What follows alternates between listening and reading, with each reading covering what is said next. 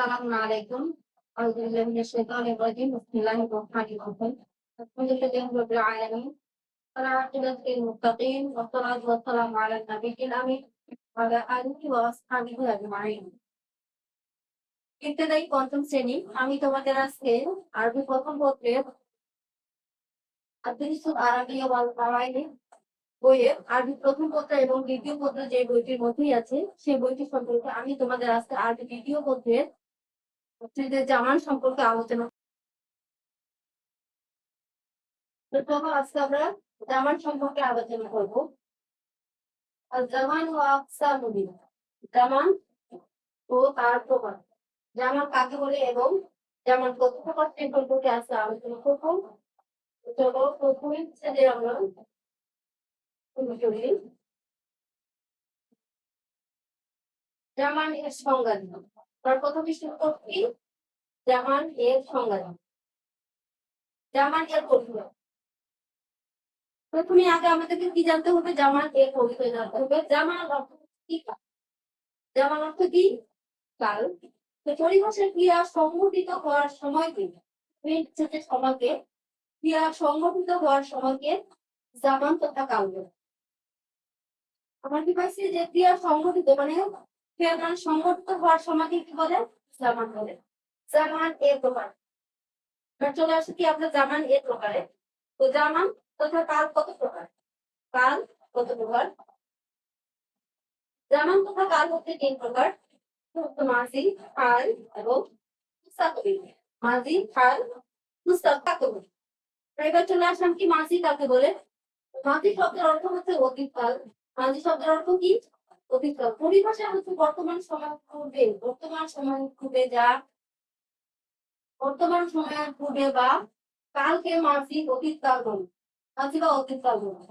আরো সহজভাবে বলা যায় তুমি যে সময়ে অবস্থান করছো সেই সময়ের পূর্ব সময়কে মাঝি বলে। তথা সারি বা আমসি, গতকাল সে পান করলো। সে আজকে তো পান করবে, গতকাল করছে। গতকাল যে জিনিসটা বুঝবে সেটি হচ্ছে কি অতীতকাল।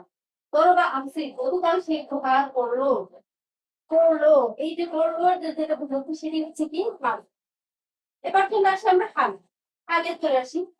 হাল শব্দের অর্থ হচ্ছে বর্তমান কাল। হাল শব্দের অর্থ কি? বর্তমান কাল। পরিভাষায় বর্তমান সময় কালকে আরবিতে হাল বলে। তাহলে বর্তমান সময়কালকে আরবিতে কি বলে? হাল বলে।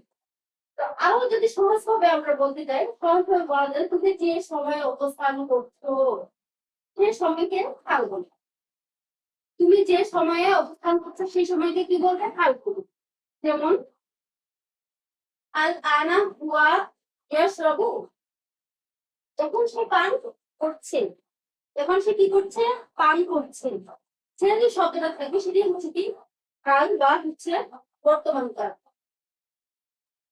এবার চলে আসি আমরা মুস্তাকবিলের। দেখো এখানে মুস্তাকবিল শব্দের অর্থ হচ্ছে কি ভবিষ্যৎকাল। মুস্তাকবিল শব্দের অর্থ কি? ভবিষ্যৎকাল।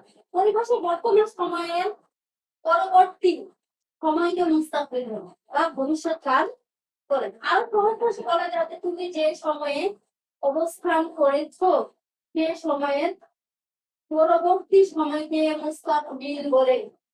যেমন ইয়াশরাবু বললাম, আগামীকাল সে পান করবে। ইয়াদুকু বলেন, আগামীকাল সে প্রহার করবে। তো প্রকাশ যে আছে মাঝি আর মুস্তাকবিল, কাল এবং মুস্তাকবিলকে মুস্তাকবিল বলে। আর উভয়ের একই ধরনের সিগা ব্যবহৃত হয়। আমাদের কি মাঝি এবং হালের মুজারে হাল এবং মুস্তাকবিল এক্ষেত্রে আমাদের উভয় ক্ষেত্রে হচ্ছে যে মুজারিদ সিগা ব্যবহার হবে। হচ্ছে যে আমাদের দেওয়া আছে যে আয়লা সে করলো, রাখালা সে প্রবেশ করলো, নাসারা সে সাহায্য করলো। এই আলিফ অংশটাকে বুঝাবে আমাদের যে মাঝি। কি বুঝাবে? মাঝি। ইয়াফআলু ইয়াদখুলু ইয়ানসু, ইয়াফআলু ইয়াদখুলু ইয়ানসু, এটি কি বুঝাবে? ফাইল। আবার হচ্ছে যে একই জিনিস আমার হচ্ছে যে ইয়াফআলু ইয়াদখুলু ইয়ানসু, এটি কি বুঝাবে? হচ্ছে মুস্তাকবিল। এখন হচ্ছে হাল এবং মুস্তাকবিল আমাদের উভয়ের ক্ষেত্রে মাঝি বুঝাবে। উভয়টাই হচ্ছে কি আমাদের বুঝাবে। তো তো আমাদের এখান থেকে যে যতটুকু আমরা ক্লাস করছি, তো এখানে হচ্ছে যে মাদি এবং হাল এবং মুস্তাফিজ সম্পর্কে আলোচনা করা হচ্ছে। তো আমাদের পরীক্ষার মধ্যে অনুচ্ছেদে দিয়ে দেয়, একটা অনুচ্ছেদ দিয়ে দিবে, এখান থেকে বলবে যে কোনগুলো হচ্ছে মাদি, কোনগুলো হচ্ছে যে হাল এবং মুস্তাকবিল, এগুলো বের করো। তোমাদের এই বিস্তারিত না জানলে তোমরা এখান থেকে হচ্ছে যে বের করতে পারবে না। তো হচ্ছে যে আমাকে মাঝি চিনতে হবে, আমাকে মুজারে চিনতে হবে। তো এই চিনার ক্ষেত্রে হচ্ছে যে তোমরা আমার অনলাইন কোর্সে ভর্তি হও। তো হচ্ছে যে এখান থেকে তোমরা বিস্তারিত আরো জানতে পারবে। তো আজকের ক্লাস আমাদের এই পর্যন্তই। আল্লাহ হাফিজ।